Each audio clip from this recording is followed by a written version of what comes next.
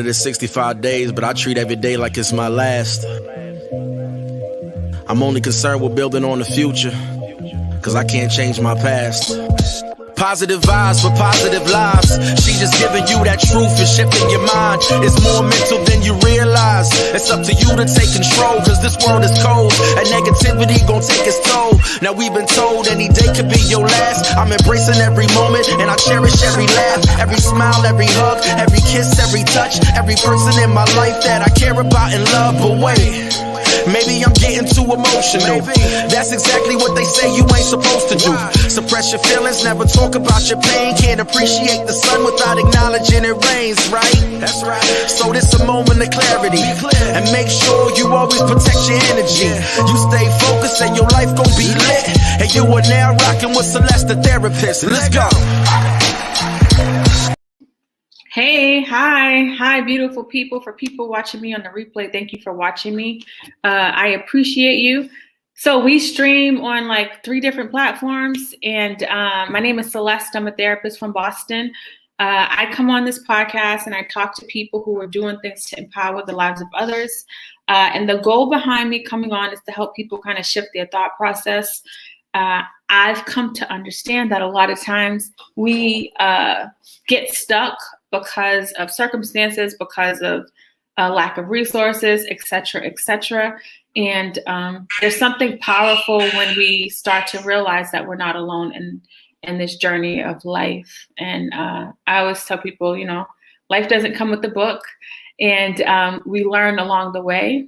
So I think it's really important to really find your tribe, find your community, especially when you find yourself struggling. Like, don't do it alone. So I have a special guest who comes on monthly with me, Jermaine Morris. I'm going to add him to the stream.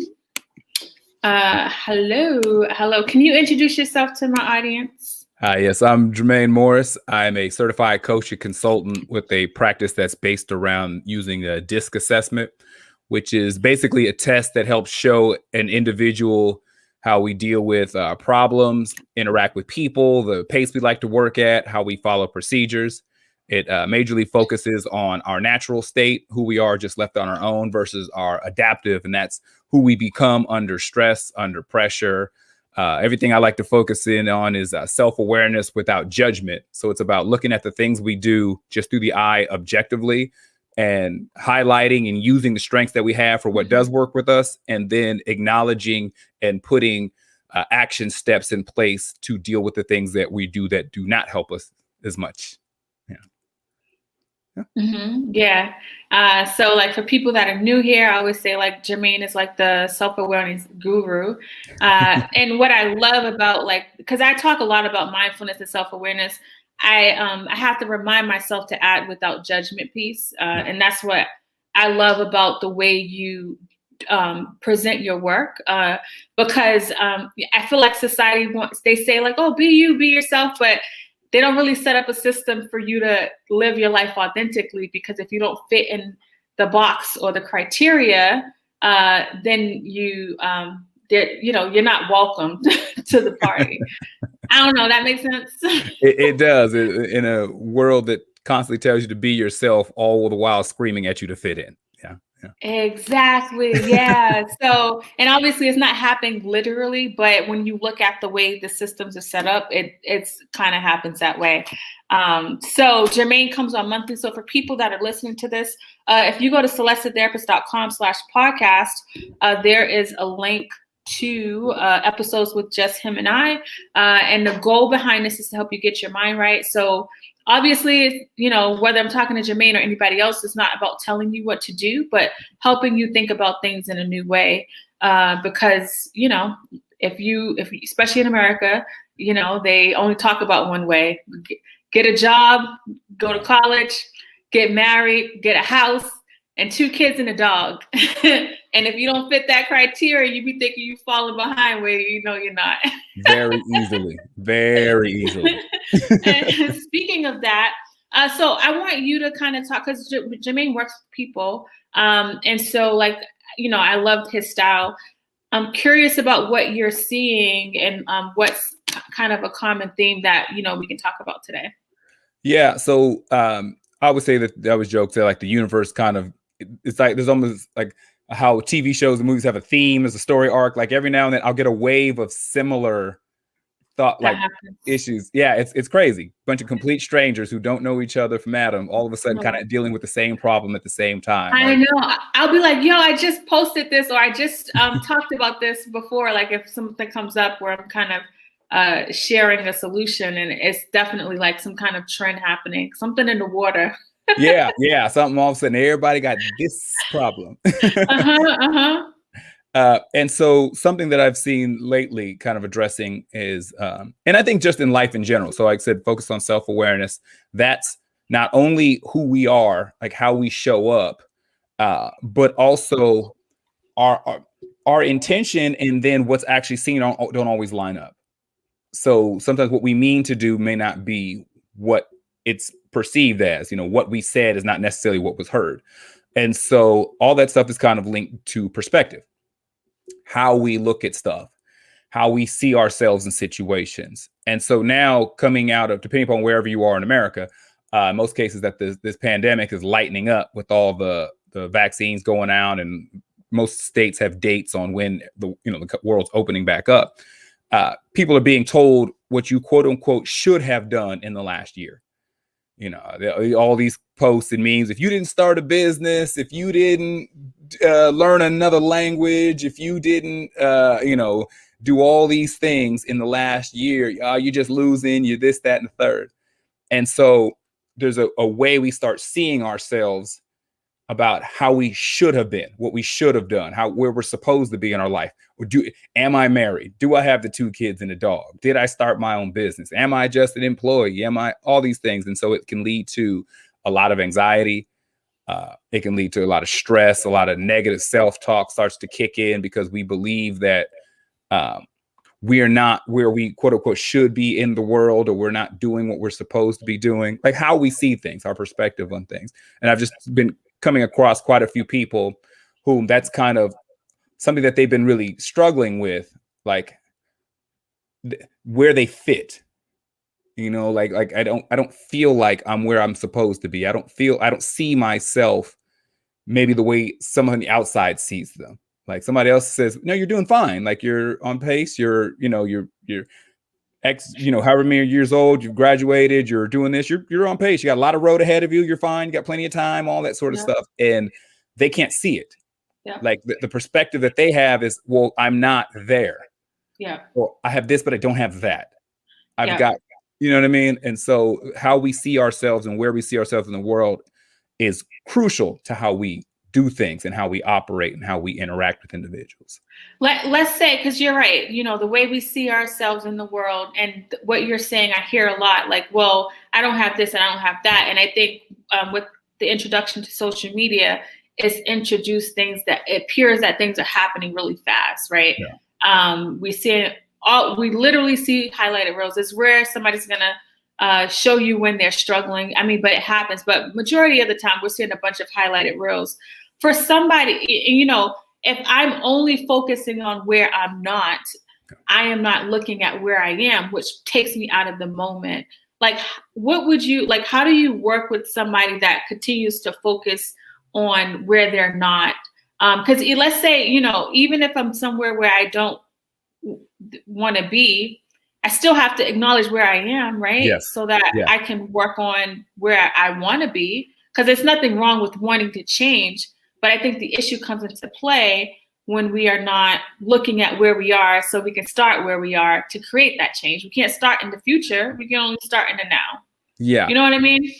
Definitely. And so there's kind of a perspective, a way of how I address stuff. And so it's the difference between, it's a practice of noticing and naming versus expectation and imagination.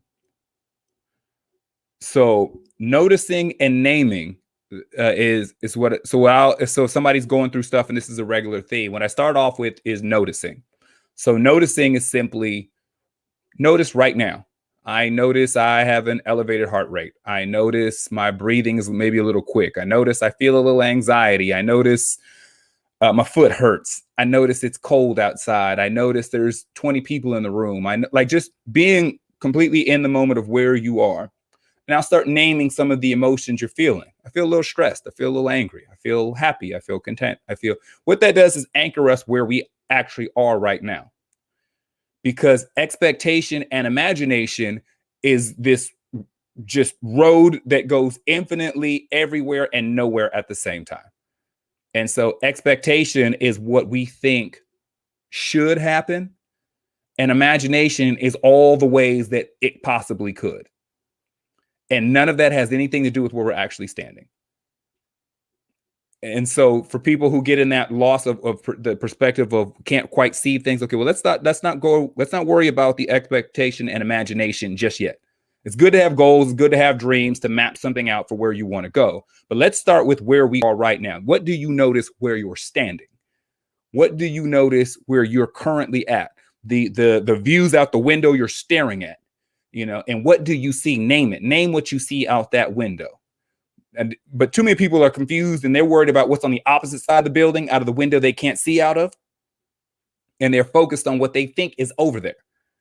I was like, well, that's not going to help you because you can't there's no window on that side of the wall. You have no idea what's on the other side. Let's start with what you can see. Let's start with where you are standing, with what you are dealing with. And getting in that practice of noticing and naming is a grounding, kind of an anchoring process. And it keeps us off that whirlpool and hamster wheel of just all these crazy things. And it just kind of grounds us. And I found that to be kind of helpful. Yo, that's mad dope. I think extremely, for people that don't understand what I just said, when I said mad dope, I like it a lot.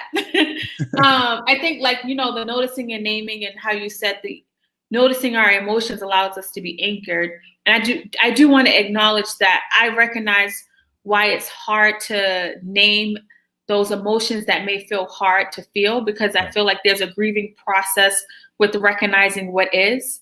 But I do want to challenge people to kind of reframe their relationship with some of those vulnerable emotions and look at it as if it's something trying to tell you something. Yeah. Right. Like, if I woke up anxious the other morning, but I had things I didn't do, as soon as I woke up, I knew I got to get this stuff done. Like the emotion was like telling me like, this isn't done.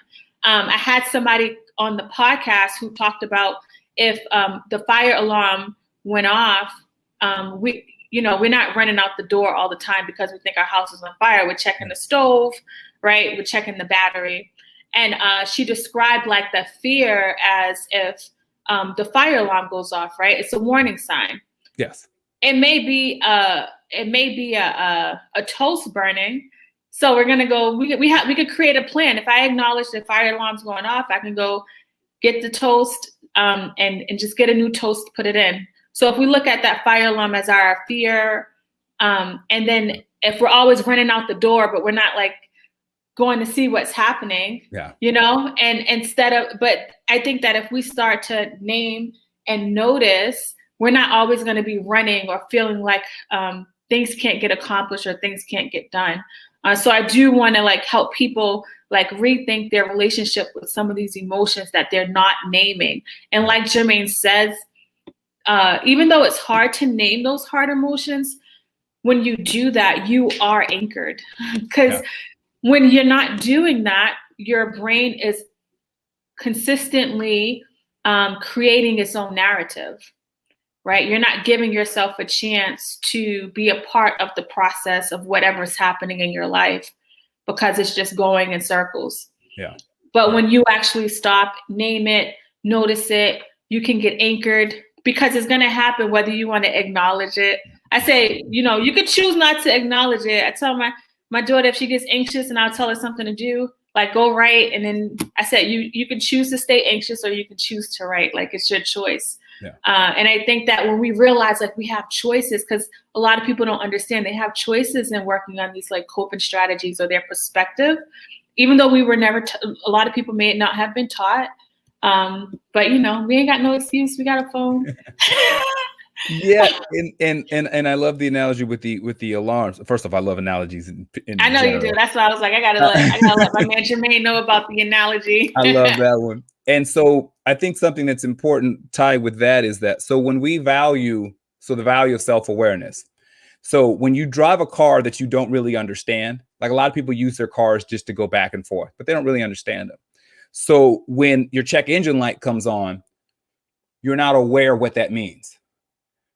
So it's the same as your smoke detector going off or another form of an alarm. But if you don't really understand the runnings and what's happening and what that means, you'll continue to act, you'll acknowledge that something is there, something is wrong, but it doesn't make the connection on what the new action step or change behavior needs to be. So that's why self-awareness is key, because instead of just seeing a dashboard that's just all lit up like Christmas lights, it's like, oh no, that means oil change. That means, you know, the engine, this problem. This means my brake pads are going. This, like, there's a direct correlation to what this particular alarm means and what I then need to do about it. Yeah. And I'm laughing because, like, if we stick with that same analogy, you know, I had Hoopies in my lifetime, and like, you know, the lights will come on and stuff. Something may break. But I'm like, I know my car, I'm good. It may rock a little bit. It may shake a little bit. And I'm gonna learn how to incorporate me driving with whatever's happening in that car. And so if I stick with your analogy, as people, a light will go off, but eventually we just get used to the light being on, and we learn to maneuver it. We learn to make it work. We may have to pull over and put some water in it, right? But then we're going back and it's shaking a little bit, but we're like, we're gonna be good. And to the point where sometimes we have a breakdown. You know what I mean? Oh, and it's almost guaranteed. Yes. Because by ignoring those lights, just like you said, what could have been replacing your brake pads turns into new calipers, new rotors, an entire new braking system. And that's happened to me. I swear it's happened to me. I was like, brake pads only $40. How am I spending like $500 because you ain't go to the store quick enough, Celeste? A $5 bottle of oil could have made the difference between your engine seizing up and needed to spend $2,000 or getting a new car. You know, so all those things that start to go off, that's why the value associated with the acknowledgement. So it's not just saying, I see the light coming on, but I value that light that's on. Yes. So that means I know, okay, I need to get oil. I need to replace this belt. I need to replace this hose, because we do have those breakdowns. And we'll sit there and keep thinking, oh no, I've got time. The gas gauge doesn't work. Now I know about how much is in here. I'm good. And then there's the day where you're on the side of the road and you see the entire world coming at you at 90 miles an hour. And we are mentally and emotionally on the side of the road with our hood up, with steam and smoke coming out, frantic because of all the things we need to do. And we don't feel like we have a vehicle to do them. And all of these things, in a lot of cases, could have been managed before that point. Yes. And you know, we didn't plan this car situation, but since we're sticking with we just roll with it. Go ahead. Since we're sticking with the car, you know, car need maintenance. It needs the oil. It needs the stuff, right? But then it's like, even gas. If nobody's not pumping my gas on, my husband hates it. He gets the car and eat all the time because I hate pulling over to pump gas. So it's like, I be thinking to myself too, when I be close to E, I be like, yo, Celeste, just pull over and pump the gas. Like, you could end up on the road and then it's going to take a lot longer, right? Yeah. And so like with us as people, there are things we got to do to maintenance ourselves to live and not just survive, or always running on E. We don't have to always run on E, but we have to be intentional. I don't feel like getting gas. I don't feel like going to the place to get oil, right? There are things that I don't feel like doing, but I do recognize, like, if I don't do it, like, I'm going to mess my car up. If we don't do the things that we need to do for ourselves, and every car is different, right? Like every person is different. Yeah. What Jermaine may need and what Celeste may need is different. There's no universal way of living life that, you know what I mean? So that's such a dope analogy. Yeah. And there's a big difference between maintenance, which is more preventive, versus just kind of dealing with stuff in the moment. So maintenance is getting your car serviced at, 3,000 miles. There may be a few things. I'm going to check to see what's happening, get a good diagnostic of where I'm at and what needs to be addressed, as opposed to where something happens and now we've got bungee cord tied around the car to keep the hood down. We've got electrical tape around the hoses to keep them from leaking. We've got all these things going on Well, a lot of us in our lives, we have emotional duct tape that we use for so many things that we don't actually go through the service and the maintenance of dealing with things and handling things. We just start finding ways to keep going forward. So I didn't deal with this incident that happened that really bothered me, but I got bills to pay. I got a job I got to work at. I got a wife. I got a husband. I got kids. Let me put this electrical tape around this hose so I can keep driving back and forth. Let me do this. And we start implementing different coping mechanisms to deal with the stuff that happens to us in life. And we're not actually there's not doing actual proper maintenance or actually getting ourselves serviced. We're just figuring out ways. If I just drive fast enough and then cut the car off, I can get it before it overheats. If as long as I carry a bottle of water in the trunk, if this happens, I can do that. I keep a 6-pack of Fix-A-Flat in the trunk in case when this tire that's had a nail in it since Obama's second term starts to go out, that I can then, fill it back up if need be. And we're not servicing or maintaining. We're just using these coping mechanisms to deal with stuff. We're just duct taping. We're just bungee cording. We're just tying stuff together with shoelaces. And it's just a matter of time before we're caught on that expressway. And I think if we, to my listeners, if you start to think about that, you can work on kind of shifting your perspective, because yes, the duct tape is cheaper, it's quicker in the moment, right? Just like if I had a leaking roof, me putting a bucket there may work, or just, patching up the ceiling a little bit, but maybe I need some roof work and it's a little bit more money. But eventually it's going to rain again, right? And the project might be more money. So it's all about, I think it's about perspective. And I do want to be clear that, yes, this work is very hard. So I do understand, just like me getting a new roof is more expensive than me getting patchwork done. So maybe I can't afford that right now, right? But maybe I work on a plan to save up and eventually get that done. Because I know when it comes to maintaining our mental health, especially during these times, it's challenging when we feel like we don't have everything that we need. Yeah. So you're going to use the tape. If that's what you have right now, use the tape. But then how can I plan to get it really worked on? You know what I mean? Yeah, definitely. And I understand life. So I'm a firm believer too in allowing humans to be humans. So the idea of, like I said, I got bills, I got this. Ain't nobody got time for therapy, and ain't nobody got time for this, that, and that. It becomes mandatory. That check engine light is on. I ain't got time to take it to the shop. You will one way or the other. You're going to drive in or it's going to get towed in. So, and that's with us. Either we're going to drive ourselves in to get maintenance and looked at, or we're going to end up getting towed in, somebody taking us to get looked at and maintenance. And it is always more damaging, more detrimental, and more expensive when you get towed than going in on your own. So making it a priority, back to value. We have to value our mental and emotional state. We have to value our mental and emotional well-being in a world that constantly tries to tell you that your feelings don't matter. That logic over emotions. Just think with strategy. Just do this. And we keep minimizing and devaluing people who operate out of their emotions and feelings. All these snowflakes, and they feel entitled. And we have negative and derogatory terms to people who feel a lot. Those are people who, as soon as the check engine light comes on, they're pulling into some shop immediately. They're the people who get their car serviced all the time. Those are people who see a dentist 3 times a year. Those are people who regular checkup. They're valuing those things. And for those of us who don't get the dental checkup, when you finally show up when your teeth is throbbing, then you got to get a root canal and you got to get teeth pulled. Right. When you don't acknowledge that pain in your side or that issue in your back or that tightness of breath, so you collapse, then you get in there and find out all these things that are going wrong, which were the result of something that was not maintained when it was more manageable. So there has to be a value that we associate to our personal maintenance and our personal servicing. We have to put it up there on that level. If I drive, I have a commute that's an hour each way. My car is crucial to my livelihood. We have to treat our mental and emotional well-being the same way. The same way we have to make sure that car can get from A to B, we have to make sure we can get from A to B.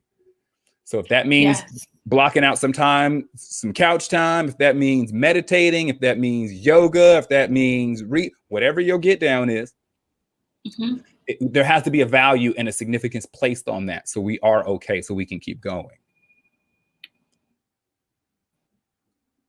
Yes. You there?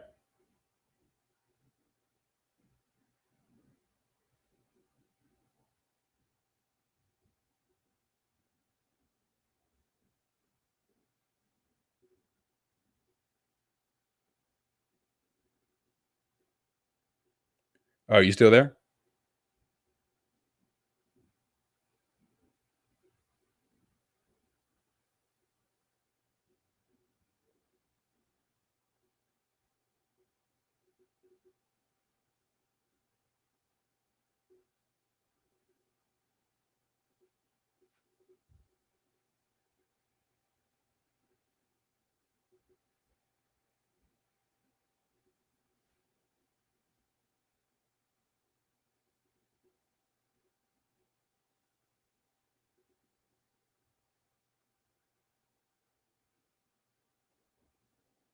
You there? That was weird. I don't know what happened, but thank God it's you. Yeah. Yeah.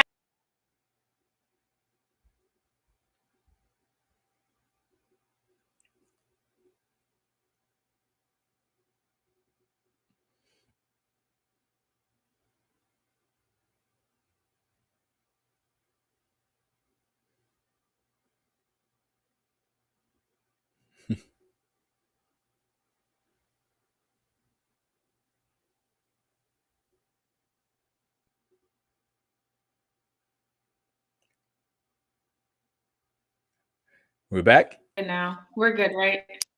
Yeah, we are. Okay. So yeah, people are loving the analogy, and I think that one of the things about like what you do on our podcast together is your analogies really help people shift their thought process. I think a lot of times where we are in a way where we feel like it's not attainable, or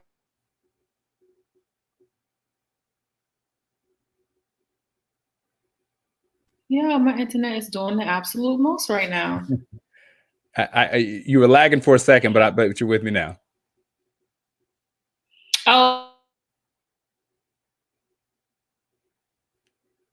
really great, because it really helps people kind of shift their perspective around their life and what they're doing, especially because me personally and a lot of people I know have never been exposed to kind of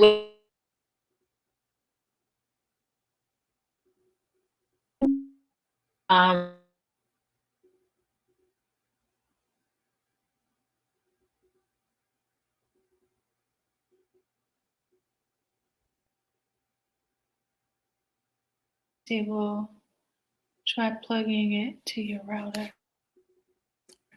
You're back. Oh my gosh.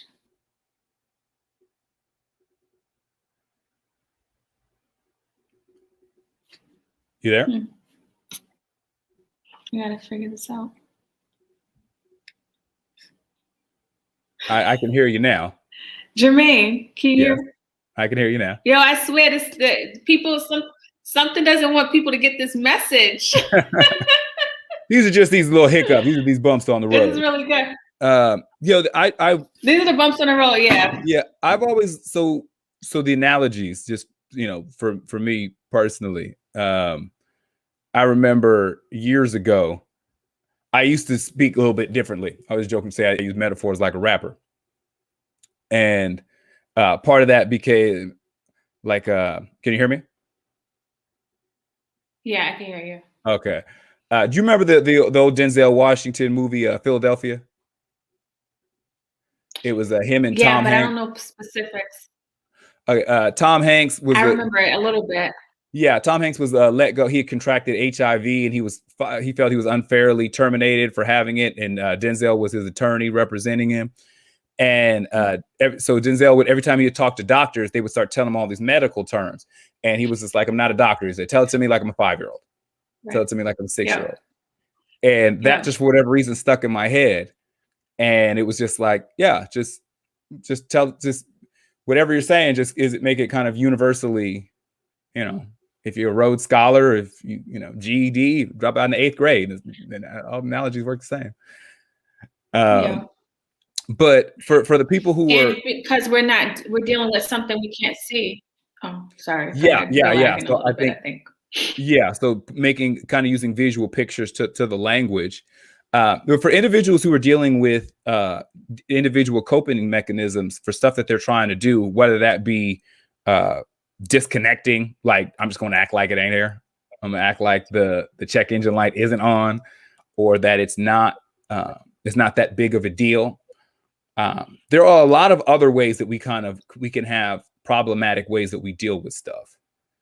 And so when we have issues, so acting like the light isn't on is one way to not deal with something that's happening with us. And then sometimes the duct tape that we choose to use when things happen, when something traumatic, when something emotionally damaging, when something is going on, how we choose to, instead of antifreeze the proper way in the car, we're putting soda mixed with water and a bunch of stuff just to try to keep and those choices we make in coping mechanisms, what we choose to do about things can sometimes be more problematic than the initial problem. So if your radiator's overheating and you pour Mountain Dew down your radiator, that's going to become more of a problem than just pulling over and letting the car overheat and settle. What you chose to do about the situation is now causing more issues than what your initial situation was. So how we choose to deal with things, the mechanisms that we put in place when things are happening, we have to be mindful and aware of those, because we think sometimes we just feel like I have to do something. I have to put some action in place. And sometimes that action becomes more, like I said, more problematic than the problem. And why that happens too is because, especially in America, we don't like discomfort, right? We want a quick fix. And I think having to pull over and wait, like that feels uncomfortable. It's, than trying to let me just fix it and keep going. And so maybe whatever you do real quick may ease the pain a little bit, right? Whether you grab that bottle of Hennessy or whatever, then for that night, maybe you feel more relaxed, right? But then the next morning, the light's still on. And I think that when we're talking about this process of healing and working on your mental health, understand that you're going to experience discomfort. That's part of the process of growing. It's uncomfortable. And I don't think people talk about that part enough. Everyone's saying, you have all these positive quotes, and which is great. I put them up all the time too, right? But I also, want you to understand that if you're going to work on committing to doing that, know that there's going to be some uncomfortability that goes along with that process. Yeah, it's guaranteed. I mean, if you had to be told, back to the car, your car's overheating, you got to let it cool down. If you let it cool down, give it 30 minutes, you'll be okay to get you home. But while you're pulled over, the people that were at your job are flying past you. Your guy out there dressed, all of a sudden these cute girls roll by and they just kind of laughing because you're on the side of the road. People are creating judgments about you or you feel like they are. And you have all these things that are going in your head as you're watching people drive by, looking out the window, pointing and staring. And since you can't be in that space, we just got to get in the car and drive. I know I need to let it sit and let it cool off and all, but I can't be, I'm just subject to ridicule. Traffic is bad. So now the car stopped and they're having full blown discussions about me. People got their phones out, videotaping me on the side of the road. I don't like that space. I can't sit. Everybody's passing me. Everybody's passing me. Passing. And in my mind, passing judgment. And so I would rather just chug at 5 miles an hour, just try to get out of here, try to get somewhere, even though it's damaging to the car. Even though it's causing more of a problem, because I can't sit in that until it gets better. And Right. and I think that when we have to become to the self-awareness part is the things that we do when we deal with things. So, okay, so the posts and social media stuff, I bounce around for anybody who's new, who hasn't heard me speak before. And I had made it was a post and it was a discussion about the demons that we have.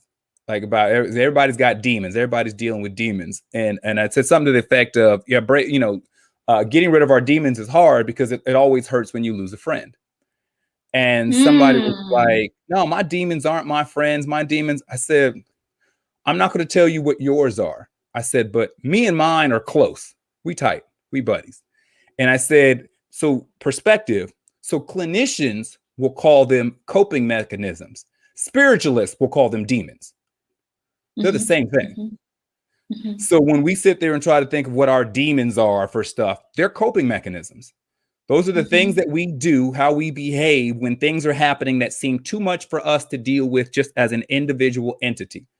And so those demons are a certain degree of conversation in our head. There's certain behaviors that we do to help distract us and shift us into something else. There's certain type of ways that we behave or stuff that we get ourselves involved with to either make our current situation more palatable or to just try to block out and forget about our current situation altogether. Like I said, clinicians, coping mechanisms, spiritualists call them demons. Those demons that we have we like this. I know this is audio, so imagine your fingers crossed. Like we and so being self-aware means I can't act like y'all aren't real. I can't act like these demons do, like we don't share a bunk bed.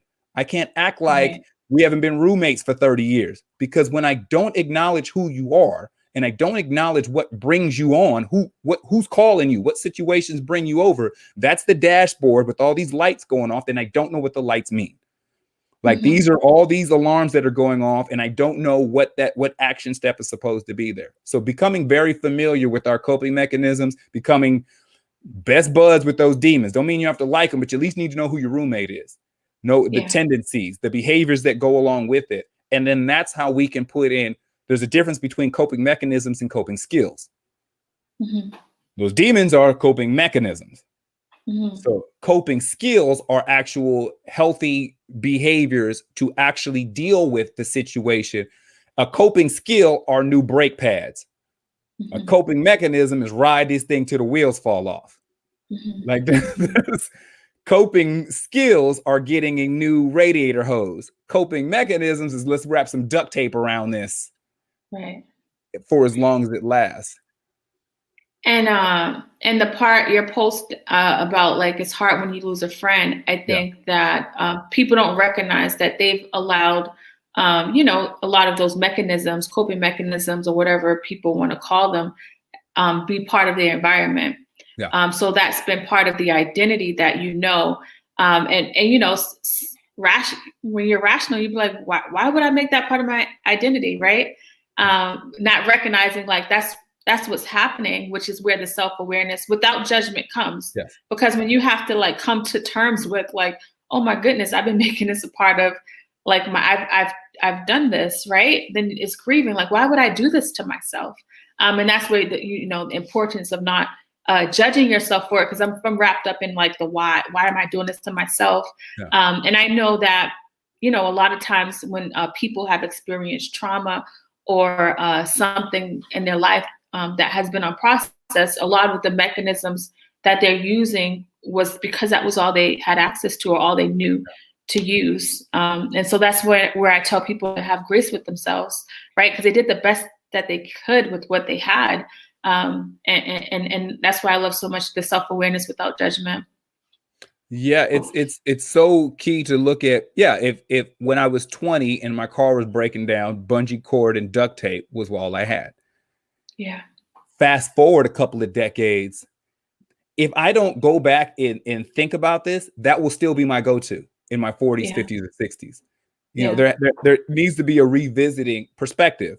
Am I still looking at this with my 20-year-old eyes? Right. Or am I looking at this with my 37-year-old eyes, my 42-year-old eyes, my 56-year-old eyes? How we see stuff, like what we're looking at, that becomes crucial. And so when we start dealing with like how we deal with stuff, what our defaults are, there are socially acceptable coping mechanisms that we don't. Somebody broke your heart. Let's go to the bar, man. Let's drink the pain away. Yeah. And it's understandable. Let's go on and do this and that. And we'll have some defaults when, if you look at every time the relationship ended, I did this. I got fired. I did that. I got angry. I did that. And there are these things that we go through that help make life just a little bit better in the moment. But it's like drinking alcohol when you're dehydrated. Yeah, you drank something in the moment, but it makes you more dehydrated in a little bit. So it kind of helped numb in the moment, but it became more problematic. And so taking stock of these different mechanisms that we have and tying this to what it looks like in life. So we're not just all in theory and hypotheticals. If something is happening and we're looking at the situation after it happened, like we're looking at where we are right now, the noticing and naming is important. What happened? What did I do about it? And where am I standing now? So I got fired on Friday. Okay. What did I do about it on Friday night? Went out, got drunk. Saturday night, went out, got drunk. Sunday, I'm sitting over here hungover, this, and this. Okay. I'm still fired. Except now I spent money I didn't have after just losing my job. Hungover, nauseous, sick, this, and this. Okay, so my original problem is still there. And now I feel worse than I did before I started on this coping mechanism path. So using actual looking at what did I do? What do I do? What are my habits? What are my behaviors? And I always like to identify the things that we do. So negative self-talk, I would say, let's give it a name. Who does that sound like to you? Let's separate that from ourselves and give it an identity. Coping mechanisms, the clinical term makes us start thinking it's a disorder or that it's a term. When I were shifting it over to demons, what's your demon's name? Who is he? Who is she? Who calls you up when things seem to be going wrong in your head and starts giving you directions? Oh, we ain't gonna let him just cheat on us, girl. Let's ride. Now it's just you in the car, but you got a car load of demons over there telling you all kind of nonsense on your way across town. Like who are these demons? What are their names? Identify them, name them. So when you realize you're calling them when these situations starts happening. Oh, that's just Brenda again. Nah, girl, we ain't flattening tires tonight. And you can have that internal conversation. You can have that internal dialogue and shut that down. Oh man, he's looking at us sideways. We got to do. Nah, that's Reggie. Reggie got attitude. Nah, Reggie, we ain't about to fight tonight. In fact, we just gonna go home. and you go home. I back in the day when because kids will never understand having to wait for commercials to be over to watch a show. But they used to have commercials where they used to have an angel and a devil on their shoulders. Yeah. Back in the for people who are young and don't really know a commercial. Many moons ago, yes. But yeah, I remember they would be like, "Oh, do this," and and it's so interesting how that's literally a visual of what happens in our mind. Yeah. Because deep down inside, I feel like we kind of know what to do, but sometimes those demons, they're so embedded in us, they're so a part of our environment that it really smothers, the thing that, we know is the right thing to do deep down inside. Yeah. And so the difference is between, keeping with that, the angel are your coping skills, the devils are the coping mechanisms. So here's the problem. If we're not properly trained in coping skills, your angel is sitting over there with a tool belt that just got a hammer on it. Meanwhile, the devil's on the other side with whole access to Home Depot. So the angel doesn't know really, it only has one or two ways to kind of deal with something. The devil on your shoulder, Brenda or Reggie, they're telling you all kind of things. Let's get this miter saw. Yeah, we can go ahead and we can come up with all kind of ways to deal with this situation. We can get creative with it. We're going to build a gazebo.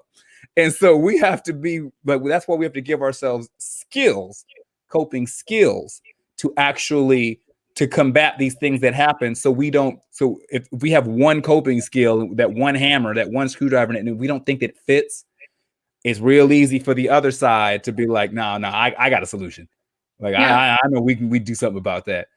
And so that's why getting coping skills are important. That self-sabotage is huge.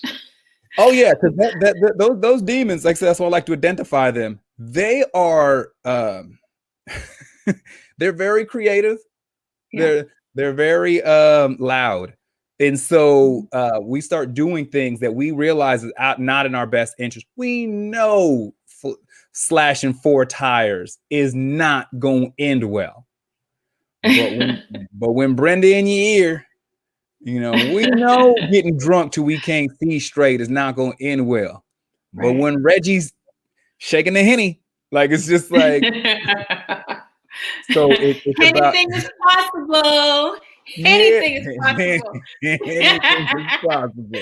And I do want to say those are more obvious things, but there's eating, there's relationships, there's shopping, there's work. So I do want to, identify there's some even more acceptable, drinking is not bad, but, people can recognize when people are utilizing it too much.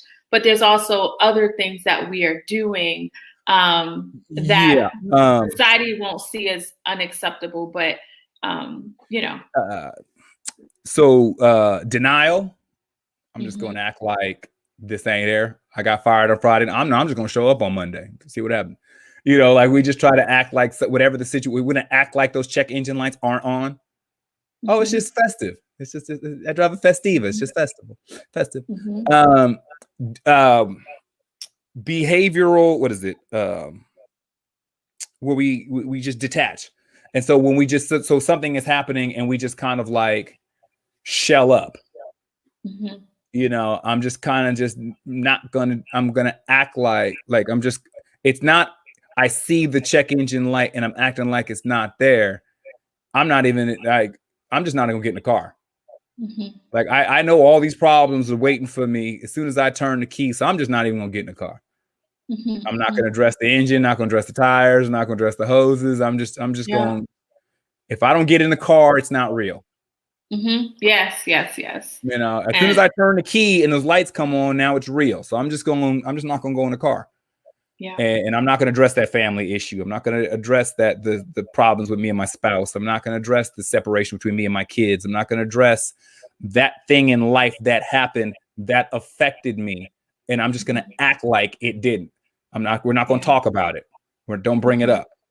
If you bring it up, I'm changing the subject. If you continue to bring it up, I'm leaving. Like I'm not going to play these reindeer games. And it just keeps suffering inside, and people just suffer and get used to suffering. Could be part of your identity, part of your environment, unfortunately. Very much so. And so I was talking with somebody yesterday, and I was trying to explain why it's important to process emotions, and because we don't give it the weight and gravity that it needs. And so I was trying to explain about how cancer works in the body, So when we talk about foods that cause cancer, like how do foods cause cancer? How does it activate cancer cells? I said, well, like the Cliff Notes version. So there's a lot of foods that we eat that are not natural foods. They have preservatives in them. That's how you can have a box of cereal that's good until April of 2042. There's no way in nature that there's a bran flake that you can just leave in a cardboard box, even in the plastic little bag, that's going to be good, for 60 years. So there's things that are in them that help preserve them, that keep them, but they're not natural occurring things. So when the food goes into the body, there's different chutes that the food sits in. There's a protein, this is a fat, this is, whatever amino acid, it has a proper place for it. But when you put something in your body that the body does not recognize, it's like, this is not a natural thing, that we don't have a department for this. So we're just going to shelf it till we figure out what to do with it. And so enough things shelved over a long enough period of time, because it doesn't break down for the same reason why it doesn't break down on your shelf in the grocery store. As it sits in the body, this can become toxic to the cells within the human body. So something that's unprocessed, that's not dealt with, sitting on the shelf becomes cancerous to it and what's around it. The same thing happens to unprocessed emotions within our psyche, in our mental and emotional space. When you keep shelving it, I'll deal with it later, I'll cross that bridge when I come to it. That's when you find 57-year-olds having heart attacks, of hypertension, high blood pressure, and stress, because of all these unresolved, unprocessed emotions that have just been sitting for so long. And they sat to the point where they became cancerous to where they were within the body. It taxes our heart, taxes our organs. We're burning up so much mental and emotional bandwidth that we can't properly take care of ourselves in other areas. That's why it's dealing with those things becomes so important, that we can't just go into the coping mechanisms of denial or detachment or trying to mask it, putting duct tape on it, because the duct tape that we put, the duct tape is cancerous. The bungee cord is cancerous. The soda in the radiator is cancerous. So we actually use dealing with it, gives it a shoot, it gets processed, it gets dealt with, and then we transition. When we don't deal with it, there's no transition. So all the storing is what causes a lot more problems. That's dope. I want to just give this analogy I just heard, and then before we go, I want you to just expand a little bit on expectations and imagination. So at the beginning of the show, you talked about noticing and naming versus expectations and imagination. Yeah. But you know, that cancer thing that you just said is super dope. And I heard someone say that when something happens, it's kind of like, you know, a drop of water. I can deal with the drop of water. But then if a bunch of drops of water keep coming, right, eventually I'm gonna feel submerged, and I'm gonna need somebody to pull me out. Yeah. Right. And so dealing with something as a drop of water versus dealing with it when it's a river, it looks different, right? When you think about like that. And so that cancer, that shelving thing. And I think, again, when you start to, because so much of what we're dealing with is things we can't like literally see, but we can, like, when we get more aware, we can start feeling it and noticing it. I've found that having these analogies will help people like just kind of feel more enough to jump into action mode, because it's like, dang, I'd rather do the drop of water than the river. You know, the river feels complicated and overwhelming, so I'm just gonna like stay in it because it's like, where do I start? And I know that's what a lot of people are feeling. Yeah, well, people have to remember that the Grand Canyon is the Colorado dripping water. Mm-hmm. So if you're thinking that how much damage can a steady drop of water create, the Grand Canyon was created by a consistent, steady drop of water. So if you think that you're just going to leave something and it's because it's not that big of a deal, because it's not that serious, it will become a big deal. And as for the expectation and imagination, it's easy to catch when we're doing that, because we start using words like could and should and maybe. And when we start going down that rabbit hole of the expectation, and that is simply how we feel this thing should go. And I always joke with the word should. I said should is an expectation wrapped in a judgment that usually leads to disappointment. So if you're looking at something, how we believe the turnout should be, should is not actually rooted in anything real. An expectation is you can have standards which are based on a certain gauge of checklists and stuff, but if just how it should be a good day today. That's not actually based on anything. So when you start going down these expectations of how things can turn out, how things can be, how things can go, it's infinite. And when we start getting down on this train ride, this freight train of all these things that are happening, noticing and naming stops the train before it stops the drop of water before it creates a Grand Canyon. It's like, let me just stop this right here and deal with this right now with where I'm at in this space. Because if I don't, I'm going to start attaching expectations. I'm going to start attaching judgments to what the next series of events can be. And I'm creating those based upon my perception and my perspective of where I am and how I see the world. That doesn't mean that anybody else in the world shares that perspective or that perception.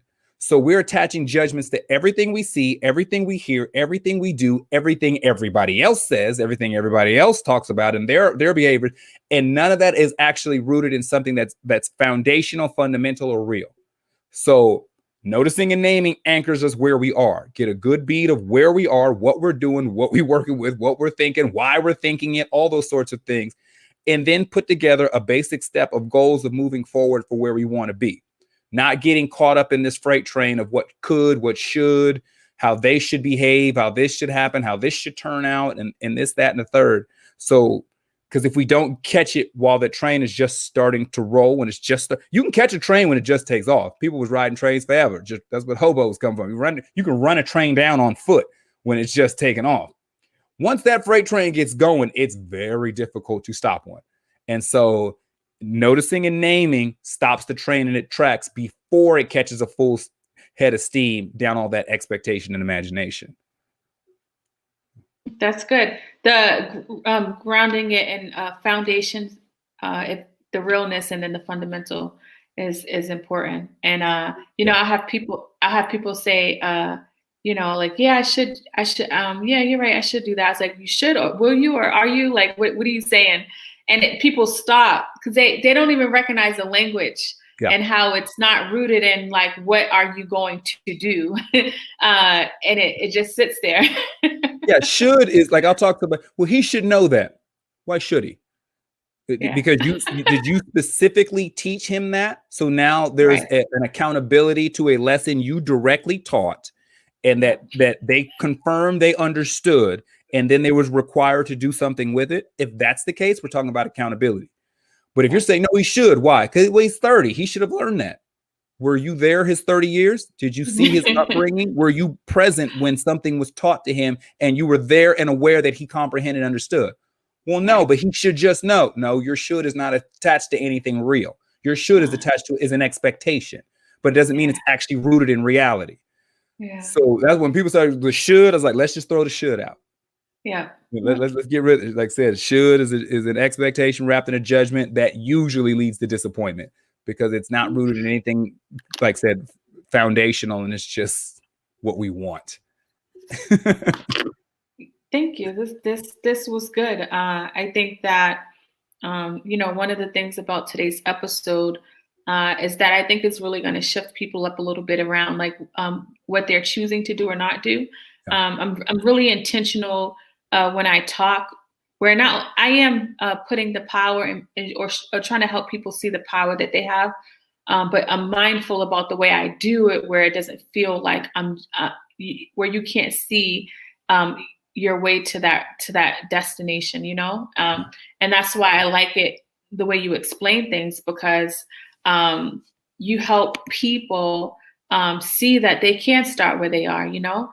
And especially, you know, a lot of I have more of a Black audience. And I think just for, you know, our population living in a system that wasn't designed for us, it's really hard for people in America. It's really hard to see your way out of a lot of situations when everything around you is telling you, you know, like you should be in jail.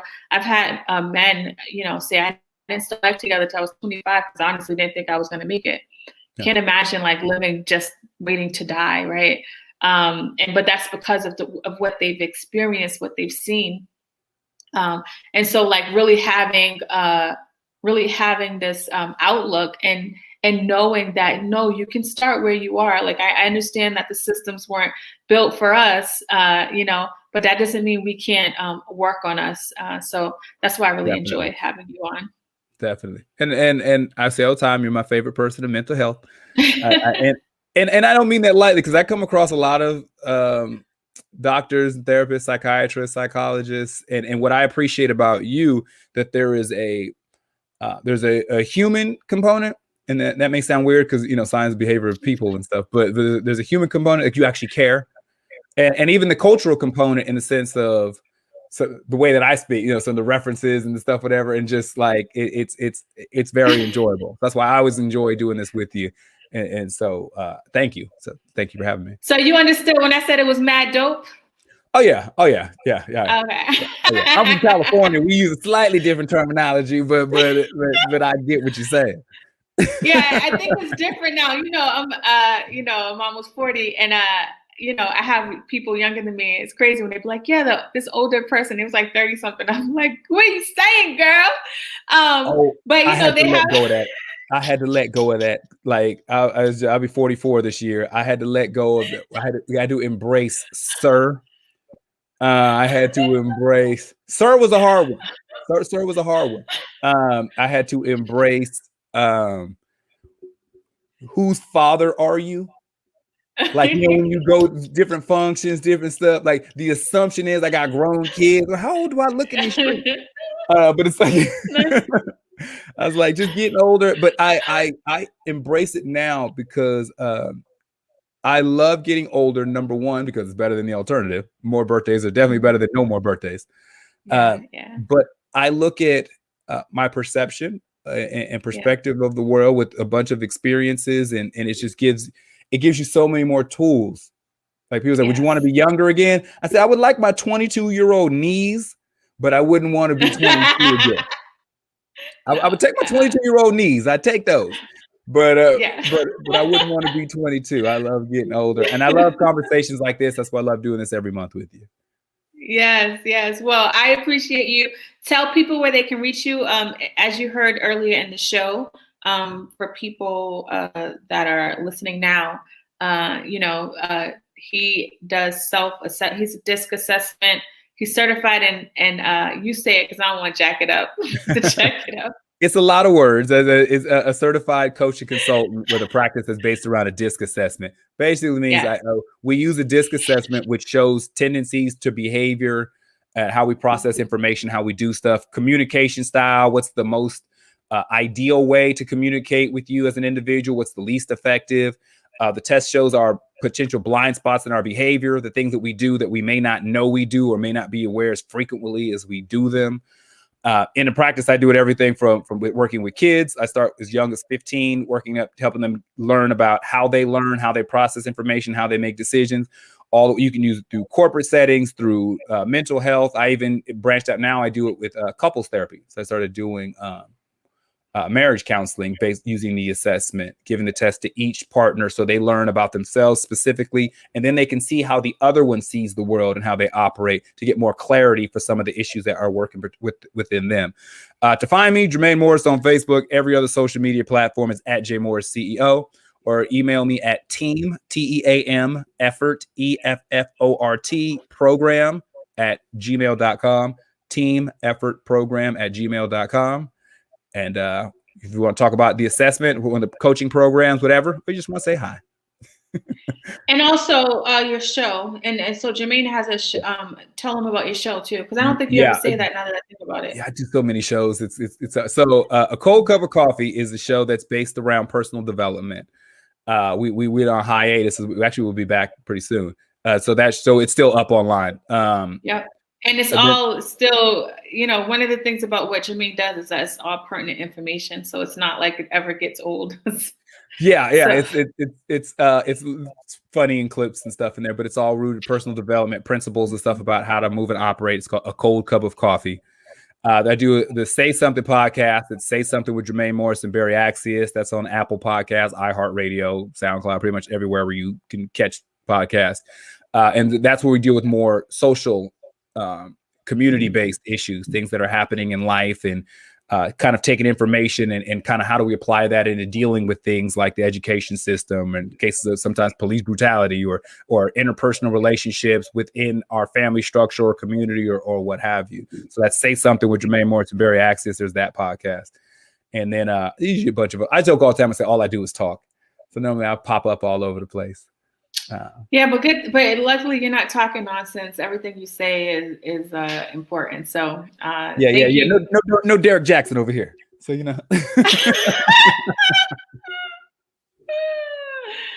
that's another podcast. Thank you, Jermaine. I appreciate you. I hope you have I appreciate you. Bye. So thank you all for listening. We'll be back next week talking to somebody else. So the podcast, I'll be on different times, but you can always check out the schedule on my website, CelesteTheTherapist.com. If you're listening to this on the audio, go to CelesteTheTherapist.com to learn who's coming on, learn when I am podcasting for the month. And if you enjoyed this podcast with me and Jermaine, we have a ton of other episodes where we're kind of doing this dialogue. He comes on 5 minutes before we go live and we just start talking, and it comes out like this because we are literally, we kind of have the same mindset. So thank you all so much for checking us out. I appreciate y'all. Hope you have a good weekend, and I will talk to you later. It is 65 days, but I treat every day like it's my last. I'm only concerned with building on the future, cause I can't change my past. Positive vibes for positive lives. She just giving you that truth and shifting your mind. It's more mental than you realize. It's up to you to take control, cause this world is cold and negativity gon' take its toll. Now we've been told any day could be your last. I'm embracing every moment and I cherish every laugh, every smile, every hug, every kiss, every touch, every person in my life that I care about and love. But wait, maybe I'm getting too emotional. That's exactly what they say you ain't supposed to do. Suppress your feelings, never talk about your pain. Can't appreciate the sun without acknowledging it rains, right? That's right. So this a moment of clarity, and make sure you always protect your energy. You stay focused and your life gon' be lit. And you are now rocking with Celeste the Therapist. Let's go.